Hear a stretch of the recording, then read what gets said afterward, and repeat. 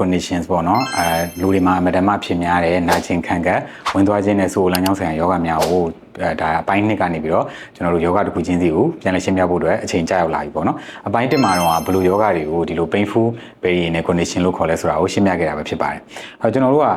တို့နေ့စဉ်ဘဝမှာကျွန်တော်တို့နေ့စဉ်လုပ်နေရတဲ့အစားစားတယ်စားပြီးလို့ရှိရင်ဝင်သွားတယ်ပေါ့နော်ရေတွေတောက်တယ်ရှူပေါက်တယ်ပေါ့အဲဒီလိုလုပ်ငန်းတွေမှာဒီလုပ်ငန်းတွေကဒါတက်ရှိတယောက်အသက်ရှင်ရတည်ဖို့တော့အမတမအရေးကြီးတယ်ပေါ့နော်ဆိုတော့ဒါကြောင့်မလို့အမတမလည်းတည်ထားတင်တယ်အဲ့တော့ကျွန်တော်တို့ရဲ့အစာရုံလမ်းကြောင်းတိဆောက်ပုံကြည့်လိုက်မယ်ဆိုလို့ရှိရင်ကျွန်တော်တို့အစားတစ်ခုကိုစားမယ်ဆိုရင်ပါဇက်ကနေစပြီးစားရတယ်ပေါ့နော်အဲ့တော့ပါဇက်ကနေစားမယ်ပြီးလို့ရှိရင်အစာရည်မျိုးဆိုတာရှိတယ်ပြီးလို့ရှိရင်အစာရုံရောက်တယ်အစာရုံကနေမှတစ်စင်ဒီလိုဘိုက်ထဲမှာအခွေလိုက်ရှိတဲ့ဥသိမ်တွေပေါ့နော်ဥသိမ်ဥနှောင်းတွေပေါ့အဲ့ဒီဥသိမ်ဥနှောင်းတွေမှာကျွန်တော်တို့စားလိုက်တဲ့အစားအသောက်တွေကိုခြေဖြတ်ပြီးတော့အစာရုံနဲ့ဥသိမ်ဥနှောင်းတွေမှာအာဟာရကိုအစားအသောက်တွေအာဟာရရဖို့အတွက်ခြေဖြတ်တယ်ခြေဖြတ်ပြီးတဲ့အခါမှာဒီရလာတဲ့အစားအသောက်တွေကိုအာဟာရအနေနဲ့စုပ်ယူလိုက်တယ်ပေါ့စုပ်ယူပြီးလို့ခန္ဓာကိုယ်တော့မလိုအပ်တော့တဲ့အဟောင်းတွေပေါ့နော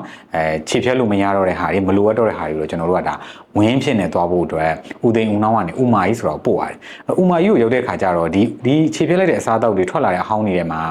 ဒီပြန်ပြီးတော့စုပ်ယူဖို့လိုအပ်သေးတဲ့ရေဓာတ်ပေါ့နော်ရေဓာတ်ကိုသူကနည်းနည်းပြန်ပြီးစုပ်ယူတယ်စုပ်ယူပြီးတော့မှကျွန်တော်တို့ဒါမစင်ပေါ့နော်ဝင်းအနေနဲ့သွားလိုက်တယ်ပေါ့ဒါကျွန်တော်တို့ကပုံမှန်အစားစားခြင်းနဲ့ဝင်သွားခြင်းဖြစ်စဉ်ကိုပြောပြတာအဲ့တော့ပါဇက်ကနေစားတယ်အစာရည်မျိုးကနေပို့တယ်အစာရုံရောက်တယ်အစာရုံမှာအစာချေတယ်ဥသိမ်ုံရောက်တယ်ဥသိမ်မှာအစာချေတယ်အာဟာရစုပ်ယူတယ်ပြီးတဲ့အခါမှာမလိုအပ်တဲ့ဟာတွေကိုဥမာကြီးကနေတစ်ဆင့်စုပ်တွေเนาะဒီဝင်လန်းချောင်းတွေကနေတစ်ဆင့်ပြင်ပကိုစွန့်ပစ်တယ်ပေါ့နော်အဲ့တော့ဒါလေးကတော့ဒါကျွန်တော်အားလုံးမြင်အောင်ပုံလေးဆွဲပြထားတာပေါ့နော်ဒါကဘာလဲဆိုလို့ရှိရင်ဥမာကြီးကနေနောက်ဆုံးကိုယ့်ရဲ့ဒီဤပါလိုက်လို့ရှိရင်ထွက်လာမယ်ဒီဝင်သွားမဲ့လမ်းကြောင်းပေါ့နော်ပြောရမယ်ဆိုစိုးလမ်းကြောင်းပေါ့အဲ့စိုးလမ်းကြောင်းမှာဆိုလို့ရှိရင်ကျွန်တော်တို့ကစိုးလမ်းကြောင်းကဘာနဲ့ပိတ်ထားလဲဆိုလို့ရှိရင်ဒီမေးမှာကျွန်တော်ပုံလေးနှစ်ခုဆွဲထားပြီးတယ်အပေါ်နဲ့အောက်နဲ့ပေါ်နဲ့အောက်နဲ့ပေါ့အဲ့ဒါဘာလဲဆိုကျွန်တော်တို့ကရှုံကြွက်သားတွေအဲ့တော့ကျွန်တော်တို့ကဥပမာလူတယောက်ကဝင်သွားခြင်းစိတ်ဖြစ်လာပြီးလို့လေခြင်းစိတ်ဖြစ်လာပြီးလို့ဆိုလို့ရှိရင်ဒီရှုံကြွက်သားတွေကတိတယ်တိတဲ့အခါကျဒီရှုံကြွက်သားတွေကိုအာယုံညောတွေကနေထိန်းချုပ်ထားတာဖြစ်တဲ့အတွက်ကိုကအခုဒီထွက်ချင်တဲ့ပစ္စည်းကလေလားဝင်လားဆိုတော့တိတယ်ဒါမှမဟုတ်ကျွန်တော်တို့ကလေနဲ့ဝင်းနဲ့ပုံမှန်ဆိုလို့ရှိရင်ကျမတဲ့သူတွေကကွဲတယ်ပေါ့နော်ဥပမာကျွန်တော်တို့ကဤပေါက်ချင်နဲ့လေခြင်းနဲ့ဆိုလို့ရှိရင်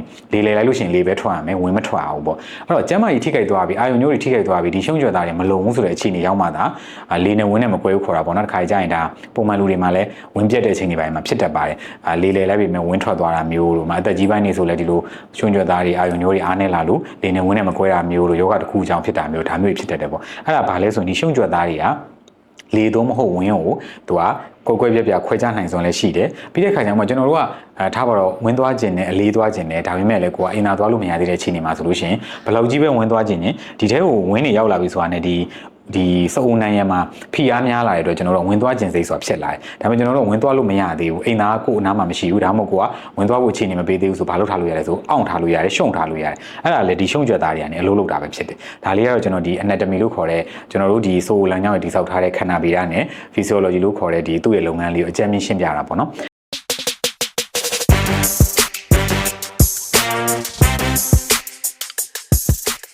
်အဲ့တော့ကျွန်တော်တို့အခုဆက်ပြီးတော့ဆွေးနွေးမယ်ယောဂတွေအကြောင်းမှာကြည့်လိုက်မယ်ဆိုလို့ရှိရင်ယောဂတွေအားလုံးအဓိကပေါ့နော်ဒီလိုဆိုလမ်းကြောင်းနဲ့ပတ်သက်တဲ့ယောဂတွေအဓိကဖြစ်ခြင်းအကြောင်းရင်းကဘာလဲဆိုနံပါတ်1ကဝင်းချုပ်တာအစတယ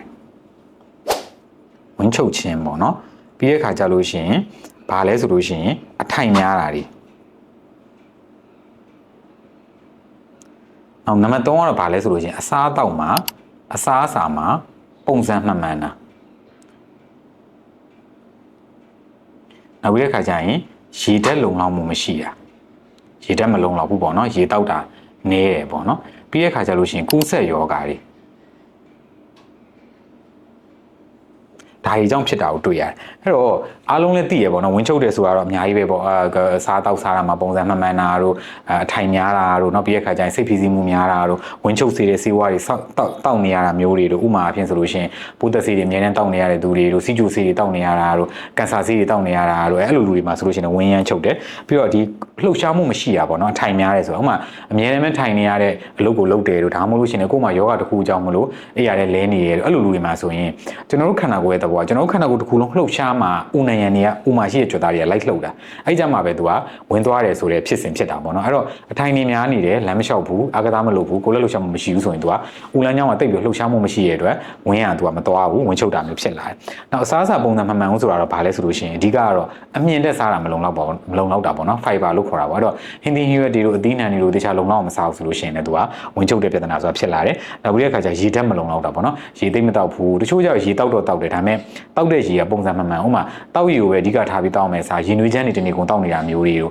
အချွေပဲတောက်နေတာမျိုးတွေကော်ဖီလက်ဖေးတွေတောက်သုံးမှုတွေများနေရတော့အဲ့လိုလူတွေမှာဆိုလို့ရှိရင်လည်းရေထဲမလုံလောက်တဲ့ပြဿနာဖြစ်လာတယ်အစတွေကရေတောက်နေတဲ့ဆိုလို့ရှိရင်လည်းဥနံရံတွေဆုတ်မှုမကောင်းတဲ့အတွက်ဥနံရံတွေကဆုတ်မှုမလုံလောက်တဲ့အတွက်ကြောင့်မလို့ဝင်းချုပ်တယ်ဆိုတာဖြစ်လာတယ်နောက်တစ်ခုကတော့ကုသယောဂါပေါ့နော်ကုသယောဂါဆိုတော့ဥမာတန်ကောင်းနေပေါ့နော်တန်ကောင်းနေရှိတာမျိုးလို့နောက်တချို့လူတွေမှာကိုယ်ခမ်းနေတဲ့အတွက်ရေယုံဖြစ်တာမျိုးတွေတို့ဒီစုပ်လမ်းကြောင်းမှာရေယုံဖြစ်တာမျိုးတွေတို့တခြားသောကုသယောဂါတွေဝင်ပြီးတော့ဒီလိုမျိုးကယောဂါတွေဖြစ်လာတတ်တယ်ပေါ့ဒါကတော့ဒီယောဂဖြစ်ရတဲ့အကြောင်းရင်းတွေပေါ့အဲ့တော့ကျွန်တော်တို့ရဲ့ဒီစုပ်နံရံကဒီလို तू ကစုပ်နံရံမှာဆိုလို့ရှိရင် तू ကဒီမြူကိုဇာလို့ခေါ်တဲ့ဒီချွဲလွှာဆိုတာရှိတယ်ပေါ့နော်အဲ့ဒီကနေကျွန်တော်တို့ကစားထားတဲ့အစာဟောင်းတွေကဝင်းနေတဲ့အပြင်ကိုထွက်တာအဲ့တော့ဝင်းရမ်းချုပ်လာပြီဆိုလို့ရှိရင်ဒီစုပ်နံရံနဲ့အမတန်မှနူးညံ့တဲ့အတွက်ကြောင့်မလို့ဒီနူးညံ့တဲ့စုပ်နံရံတွေကိုမာကြောတဲ့ဒီဝင်းတွေအစာဟောင်းတွေက तू ပုတ်တိုက်ပြီးတော့ထွက်ရတယ်အဲ့လိုပုတ်တိုက်ပြီးထွက်တဲ့ခါမှာအဲ့လိုပုတ်တိုက်ပြီးတော့ထွက်တဲ့အကျင့်ကြီးများလာတယ်ကာလကြာလာတယ်ဆိုတာနဲ့အများဒီဆိုးလမ်းကြောင်းမှာရှိတဲ့ဒီနူးညံ့တဲ့မြူကိုဇာလို့ခေါ်တဲ့ချွဲလွှာလေးတွေကဘာဖြစ်လာလဲဆိုရင် तू ကရောင်လာတယ်ပေါ့နော်ဒီဆိုးနံရံရဲ့နောက်ဖက်မှာဘာရှိလဲဆိုရင်သွေးကြောထုံးကြီးရှိတယ်အဲ့ဒီသွေးကြောတွေကဘာလဲဆိုတော့ကျွန်တော်တို့ဒီဦးလမ်းကြောင်းမှာရှိတဲ့ဦးနံရံတွေကိုသွေးထောက်ပံ့မှုအတွက် तू ကလုပ်ပေးထားတာတဘာဝအဲ့ဒီသွေးကြောအထုံးတွေကဒီမာကြောတဲ့ဝင်းနေနဲ့တစ်ချိန်လုံးပုတ်တိုက်ခံရတဲ့ခါမှာ तू ကဘာဖြစ်လာလဲဆိုလို့ရှိရင်သွေးကြောတွေကဖောင်းကားလာတယ်အဲ့လိုဖောင်းကားဖြစ်လာတဲ့ဟာတွေကနေတဖြည်းဖြည်းနဲ့ဒါကျွန်တော်တို့ဒါမြန်မာလိုခေါ်တဲ့လေခေါင်းဆိုတာဖြစ်လာတာပေါ့အဲ့တော့ဒီဆိုးနံရံထဲမှာပဲဒီဖောင်းကားဖြစ်လာတယ်ဆိုတော့ဒါကျွန်တော်တို့အတွင်းလေးလိုပဲခေါ်သေးတာပေါ့နော်အဲ့ဒီကနေမှတစ်စင်အပြင်ထွက်လာပြီဆိုလို့ရှိရင်တော့ဒါကျွန်တော်တို့အပြင်လေးလိုခေါ်တယ်ဒါပထမဆုံးပြောပြခြင်းနဲ့လေခေါင်းယောဂါပေါ့အဲ့တော့လေခေါင်းယောဂါမှာဆိုရင် तू ကဘာယောဂလက္ခဏာရှိလဲကျွန်တော်နည်းနည်းလေးဆက်ကြည့်လိုက်ကြအောင်နော်အဲ့တော့ဒီအဆိုးနံရံနဲ့ဆိုးနံရံတိဆောက်ပုံရဲ့ဒီယောဂါရဲ့ဘာကြောင့်ဖြစ်လဲဆိုတာမိတ်ဆွေတို့သိသွားပြီဆိုရင်ဒါလေခေါင်းယောဂါတော့ဘာလို့ဘယ်လိုဆက်ဖြစ်လဲဆိုတာကိုဆက်ပြီးတော့ကြည့်လိုက်ကြမယ်နော်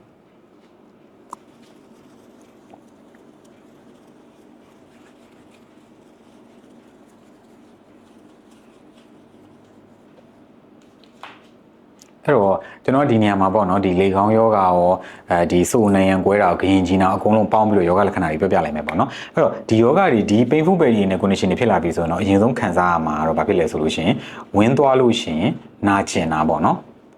်အဲ့တော့ဝင်သွားလို့ရှိရင်တက်တောင့်တက်တာမသွားအောင်ဝင်သွားပြီးရင်လည်းကိုယ့်ရဲ့ဒီဆိုးလမ်းကြောင်းမှာကျိန်းဆက်နေတယ်နာကျင်နေတယ်ဒါမျိုးတွေဖြစ်လာတယ်ပေါ့နော်ပြီးလို့ရှိရင်ဝင်သွားတဲ့အခါမှာသွေးပါတာအဲ့တော့ပုံမှန်ဆိုလို့ရှိရင်ဝင်သွားလို့ရှိရင်ပုံမှန်ဝင်မဲ့သွားရမယ်စာသွေးအနီရောင်သွေးပေါ့နော်ဒီ bright red ပေါ့နော် fresh blood တွေပါလာတယ်အဲ့တော့အထူးသဖြင့်ကိုယ့်ရဲ့ဒီမစင်မှာသွေးစားတွေပါလာရောပါလို့ဆိုရင်ဒါအမတမ view site ဖို့လိုတယ်ဒီနေရာမှာအရေးကြီးတာဝင်သွားလို့ရှိရင်သွေးပါတာနဲ့လေကောင်းလို့ဆိုကိုကိုရလို့ပဲဒီလိုကြီးလွယ်လွယ်တော့ပြောလို့မရအောင်เนาะအခုနောက်ပိုင်းမှာဆိုလို့ရှိရင်ကျွန်တော်တို့အသက်ငယ်ငယ်ရွယ်ရွယ်တွေမှာလည်းဥမာကြီးကင်ဆာဖြစ်နှုန်းတွေများလာတယ်အသက်ကြီးပိုင်းတွေမှာလည်းများတယ်ပေါ့နော်အဲ့ခါကျတော့ကို့မှာမျိုးရိုးရှိတယ်တို့เนาะကိုယ်ဆက်လက်တောက်တယ်တို့တခြားယောဂအခန်းတွေရှိတယ်တို့ဒီဦးလမ်းကြောင်းနဲ့ပတ်သက်တဲ့ယောဂအခန်းတွေလည်းနာတာရှိဖြစ်ထားတယ်ဆိုလို့ရှိရင်เนาะဒီလေကောင်းတော့ဘာလို့မဟုတ်ဘဲနဲ့တခြားဥမာကြီးကင်ဆာတော့ဘာလို့ဖြစ်လာဒါမျိုးသိဖို့အတွက်လည်းဆရာဝန်နဲ့တခြားတိုင်ပင်ပြီးတော့မှတ်မြောင်းကြည့်တာတော့ဘာလို့ဒါကြီးလုပ်ပေးဖို့တော့လိုတယ်ပေါ့နော်အဲ့တော့ဝင်သွားရင်သွေးပါတာကလည်းဒီလေကောင်းတို့စိုးကိုကွဲတာတို့ရဲ့လက္ခဏာဖြစ်ပါတယ်နောက်ပြီးတဲ့ခါကျလို့ရှိရင်သူကဘာတွေဖြစ်လာလဲဆိုလို့ရှိရင်ကျွန်တော်တို့ကဒီစိုးပက်လေပေါ့နော်စိုးပက်လေမှာရှိတဲ့အရေပြားပေါ့နော်အဲ့ဒီအရေပြားမှာပြည်တို့တငယ်ရည်တို့ဒါတွေထွက်တာပေါ့နော်ဒါကတော့အဓိကဂရင်ဂျီနာရဲ့လက္ခဏာမှာဆိုရင်အဲ့တော့ဆိုပက်လေအရေးပြားမှာပြည်တွေတဆူဆူထွက်နေတာတို့တငယ်ရည်တွေထွက်နေတာတို့အဲ့လိုအနံ့သက်တွေမကောင်းတာတို့ဒါမျိုးတွေဖြစ်လာတတ်တယ်ပြီးတဲ့အခါကျလို့ရှိရင်ဘာဖြစ်လဲဆိုရင်ဝင်မကုန်သလိုခံစားရတယ်ပေါ့နော်အဲ့တော့ဝင်သွားပြီးပြီဆိုပေမဲ့လည်းနော်သူကဝင်းကသွားချင်နေတော့မယ်ဒါပေမဲ့သွားတော့လေဝင်းကမထွက်တော့ဘူးပေါ့နော်ကိုယ့်ရဲ့ဒီဆိုလမ်းကြောင်းထဲမှာလည်းတခုခုရှိနေတယ်လို့ခံစားရတယ်ဝင်းသွားတာအားမရဘူးဝင်းမကုန်ဘူးဝင်းကြံတယ်ဒီလိုမျိုးတွေခံစားရတယ်ပေါ့ဝင်းသွားပြီးလို့ရှိရင်ဘိုက်ထဲမှာရှင်းမသွားပဲနဲ့တခုခုရှိနေတယ်လို့ထပ်ပဲဝင်းသွားခြင်းတယ်လို့ဒါမျိုးတွေဖြစ်တတ်တာတွေကလည်းဒါဒီယောဂတွေရဲ့လက္ခဏာဖြစ်တယ်ပြီးလို့ရှိရင်ယားယံနာတွေပေါ့နော်ဒီဆိုပက်လေမှာယားယံနာတို့ဒါမျိုးတွေဖြစ်လာတတ်တယ်ပေါ့အဲ့တော့ဒီလက္ခဏာတွေကတော့ဒါဒီ painful bellyနဲ့ condition တွေရဲ့ထူးခြားတဲ့ဒါသူ့ရဲ့တွေ့ရလိမ့်ရှိတဲ့ယောဂလက္ခဏာတွေပေါ့နော်ဒါဆိုလို့ရှိရင်ကျွန်တော်တို့ကဒီယောဂတွေဘယ်လိုဆက်ပြီးတော့ရှာဖွေကြမလဲပေါ့နော်အဲ့တော့ကို့မှာပုံမှန်မဟုတ်တဲ့ယောဂလက္ခဏာတစ်ခုပေါ့နော်ခုနလိုဝင်သွားလို့ရှိရင်ရန်နာကျင်နာတို့သွေးပါတာတို့ဖြစ်လာပြီဆိုရင်တော့ပေါ်ပေါ်ဆက်ဆက်မနေသင့်ဘူးတက်ကြွနားတဲ့ဆရာဝန်နဲ့တိုင်ပင်ပြသဖို့လိုတယ်အဲ့တော့ဆရာဝန်နဲ့တွေ့တဲ့အခါမှာဆိုဆရာဝန်ဘာလုပ်မလဲဆိုတော့သူကယောဂရာဆိုရင်မေးမယ် နော်ဥမာဝင်းချုပ်တက်လားမိသားစုထဲမှာဥမာကြီးတို့ဒီဆိုအိုတို့နဲ့ပတ်သက်တဲ့ယောဂကြီးကြီးမားမားပေါ့နော်ဥမာကန်ဆာတို့ဘာလို့ရှိလားဒါတွေကိုသိချာကိုဖြစ်တဲ့တန်ပြောပြရမယ်ပြီးတဲ့အခါကျလို့ရှိရင်ဘာလို့ရမလဲဆိုလို့ရှိရင်သူကဒီ digital rectal examination ဆိုတာကတော့ဒီဆရာဝန်ကနေပြီးတော့လူနာရဲ့ဒီဆိုလမ်းကြောင်းတွေကိုနော်ဒီလက်နဲ့ထည့်ပြီးတော့စမ်းသပ်တာပေါ့နော်အဲ့ခါကျရင်လေကောင်းရှိလားတို့နော်ဆိုနေရန်ကွဲနေလားဒါတွေကိုသိရမှာပဲဖြစ်တယ်ဒါပြီးလို့ရှိရင်တော့ဒီကျွန်တော်တို့က proctoscopy လို့ခေါ်တဲ့ဒီတစ်ထွာလောက်ရှိတဲ့မှန်ပြောင်းလေးပေါ့နော်အဲ့မှန်ပြောင်းလေးနဲ့ဆိုလေးကိုထည့်ပြီးတော့လဲကြည့်ပြီးတော့အဲထဲမှာဆိုနေရန်ကွဲလားလေကောင်းလားဒါတွေကိုစမ်းသပ်လို့ရတယ်ပေါ့အဲ့တော့အများအပြားကတော့ဒီလက်နဲ့စမ်းသပ်တာပေါ့နော်ဒီ digital rectal examination လုပ်တာပေါ့နော်တနည်းအားဖြင့်ကျွန်တော်တို့အင်္ဂလိပ်လို PR လို့လည်းခေါ်တယ် rectal examination ပေါ့ဒီ PR examination လုပ်တာနဲ့ဒီတစ်ထွာလောက်ရှိတဲ့ proctoscopy လို့ခေါ်တဲ့ဆိုလမ်းကြောင်းကြည့်ရမှန်ပြောင်းလေးကြည့်တာနဲ့ကိုဒီယောဂတွေကဘယ်ယောဂဖြစ်လဲဆိုတော့တိတိကျကျခွဲခြားလို့ရတယ်ပေါ့နော်ဒါပေမဲ့လည်းတချို့လူတွေမှာတော့ခုနကကျွန်တော်ပြောခဲ့သလိုပေါ့နော်ဒီကိုယ့်ရဲ့မျိုးရိုးထဲမှာဥမာကြီးကင်ဆာဖြစ်ခဲ့ဘူးတယ်လို့ပြီးတဲ့ခါကျရင်ကိုယ်တိုင်ကလည်းနော်ခုနလိုဒီကင်ဆာဖြစ်စေတဲ့လက္ခဏာတွေပေါ့နော်ကင်ဆာဖြစ်စေတဲ့အန္တရာယ်တွေပေါ့ဥမာဆေးလေးတောက်တယ်တို့ IBS လို့ခေါ်တဲ့နော်ဒီလိုဝင်ခဏသွားတဲ့ယောဂတွေဖြစ်နေတဲ့ခါကျတော့ IBS လားကင်ဆာလားခွဲခြားခြင်းတွေတို့ဒီလိုမျိုးဆိုလို့ရှိရင်တော့ကျွန်တော်တို့ကဘာလုပ်လို့ရလဲဆိုရင် colonoscopy လို့ခေါ်တဲ့